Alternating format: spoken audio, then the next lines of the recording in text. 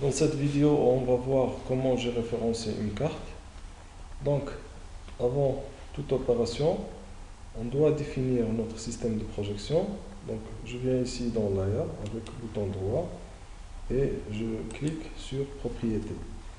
Donc, pour mon système de coordonnées, pour cet exercice, je vais choisir la projection Lambert conforme conique et je clique sur OK. Donc, si vous voyez ici, je fais bouger le curseur, donc on a les unités en mètres. Donc, je vais ajouter ma carte. Je vais dans exercice 2. Par exemple, je vais choisir le dossier projection 2 et je clique sur la feuille CityBnord. Je clique sur Add. Il me demande ici dans cette fenêtre, est-ce que je vais faire la création pyramidale, donc c'est pour le géoréférencement, donc je clique sur non, donc, parce que c'est juste une carte topographique, donc je clique sur non. Il me donne un système d'alerte, c'est-à-dire comme quoi la référence spatiale, la carte qu'on a utilisée ne contient pas de référence spatiale, on le sait déjà. Donc, je clique sur OK. On a ici notre carte. Donc, pour commencer le géoréférencement, on va utiliser la barre d'outils Georeferencing. Donc, si vous n'avez pas dans votre barre de menu, donc, vous cliquez le bouton droit dans la barre et on vient ici pour choisir Géoréférencing. Donc, une fois la barre est ajoutée, donc, je vais utiliser l'outil Zoom. Donc, par exemple, je vais prendre ce point-là. Donc, je zoome le maximum possible. Donc, le premier point aura un x est égal à 250 000 mètres et un y de 260 000 mètres.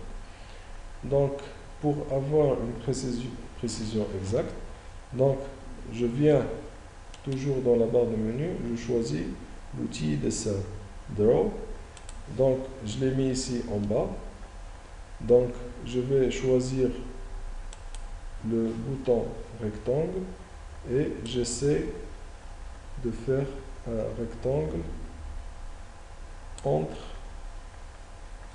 les deux x et y. Donc, mon x est égal à 256 000 et y à 260 000.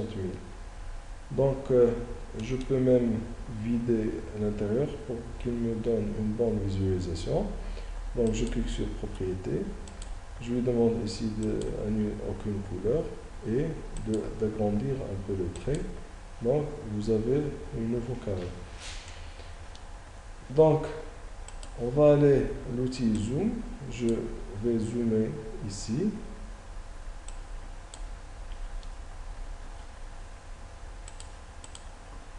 Donc, pour ajouter les points de contrôle, je clique sur le bouton là. Je viens sur le point ici. Je clique avec le bouton droit, puis, je clique avec le bouton gauche, puis le bouton droit, et je vais faire entrer une nouvelle valeur. Donc, mon x est égal à 256 000 et y à 268 000. Et je clique sur OK pour valider. Donc, je reviens sur la vue extérieure. Donc, je clique sur le bouton Globe et vous avez votre premier point. Donc, pour vérifier, on va toujours sur Zoom et vous avez ici votre premier point avec le numéro 1. Donc, la même chose pour ajouter un deuxième point. Donc, je vais ici, par exemple, en bas, à droite, et je vais prendre ce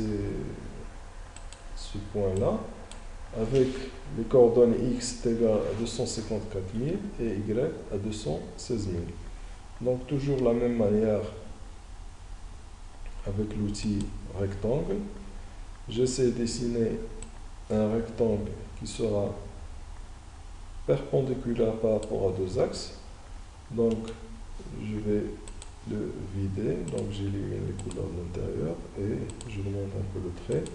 Je clique sur OK. Donc vous pouvez glisser un peu pour qu'il atteigne la valeur de 216 000 et la valeur X ici à 254 000. Donc de la même manière, je vais zoomer et je vais choisir le bouton de contrôle, le deuxième bouton de contrôle, toujours clic gauche puis clic droit.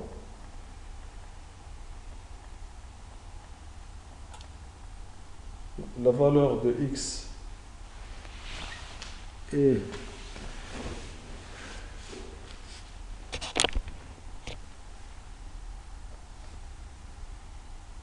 c'est 256 000 si je ne me trompe pas, et la valeur de Y c'est 264 000.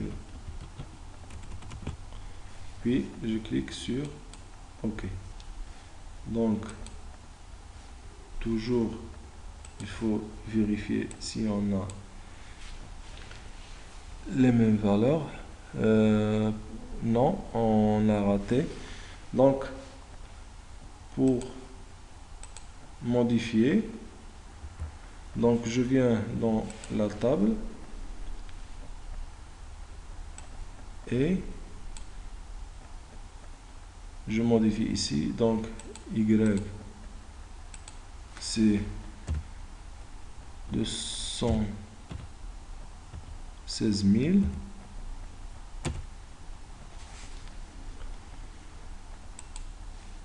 et X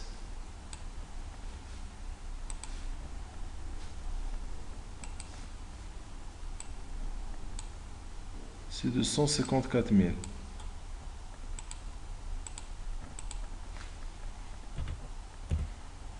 Donc je valide, je clique sur Entrée et vous avez la carte qui devient un peu oblique. C'est normal, c'est dû à la projection lombaire conforme conique. Donc pour le troisième point, la même méthode. Donc je zoome. Donc j'ai comme point le 212 et le 270. Donc toujours avec l'outil rectangle. Donc j'essaie d'avoir la meilleure précision. Donc propriété, le vide de l'intérieur. On va grandir un peu le trait. Pour ce cas-là, on doit faire incliner un peu le rectangle pour qu'il soit perpendiculaire par rapport aux deux axes. Donc je clique sur le bouton ici rotation dans la barre de menu dessin et je vais faire une petite inclinaison comme ça. Donc je le redresse un peu. Voilà. Donc vous voyez qu'il est perpendiculaire et parallèle aux deux axes. Donc je clique ici avec le bouton là pour ajouter le troisième point de contrôle. Bouton droit.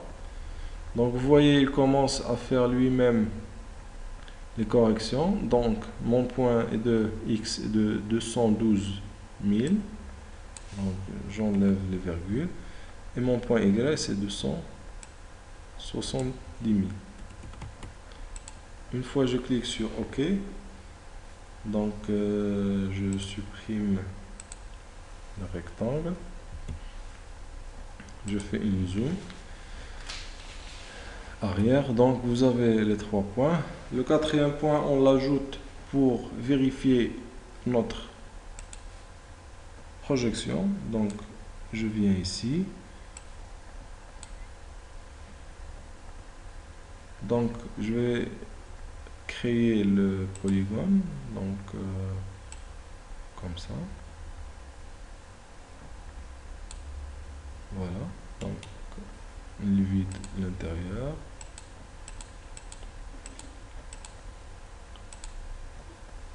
On fait une petite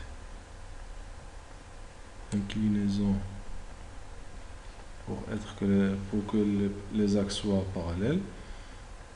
Donc le point, je choisis là, par exemple. Normalement, si la projection est très juste, je dois avoir les x de 110 000 et les y de 116 000. Donc là, j'ai une erreur à peu près de 100 mètres, donc par rapport à la longueur de la carte, donc c'est pas très méchant, mais il faut vraiment ajuster les cartes. Donc j'ai 210 000 et les y c'est 216 000. Je clique sur OK, donc je fais zoom arrière. J'élimine mon rectangle. Donc pour vérifier est-ce que la projection a été faite d'une manière correcte, je viens dans la table de la valeur résiduelle.